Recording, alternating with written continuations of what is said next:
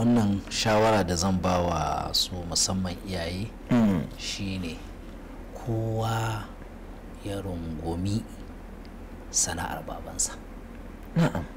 Ma'ana shine kamar yadda shugaban kasa ya fito ya faɗa cewa Najeriya ba ta da aikin yi, ba ta da aikin da za ta ba mutane, a daina karatu don a yi aiki.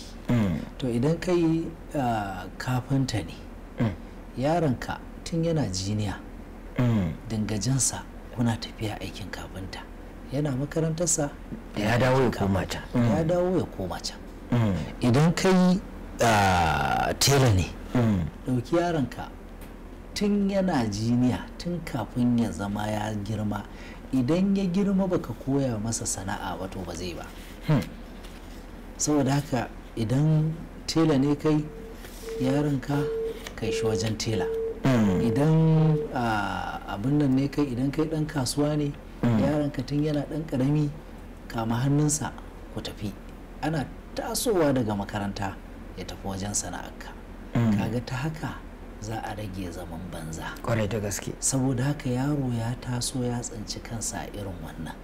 Kai ko gyartai ne kai, ko mai facin taya ne kai, idan yaronka ya dawo daga makaranta yi kokari ka ja shi.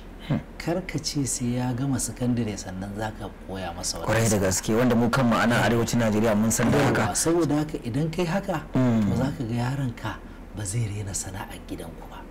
Kwarai da gaske. Amma idan aka bar shi haka, yanzu gwamnati ana yin karatu ba don aiki ba gaskiya. Saboda haka shi kuma aiki na sana'a yanzu kowa ya kamata idansa ya buɗe. Kwarai da gaske. A yi boko sana'a. Kawai mu dawo, al'ummar mu ta dawo kan boko sana'a. Duk aikin da kake yi, to sa ɗanka ya dinga yi.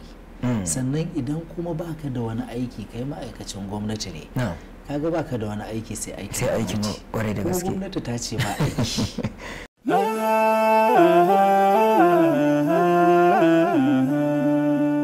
Haske mai leƙa gidan kowa Afirka TV. TV3 tafarkin rayuwa.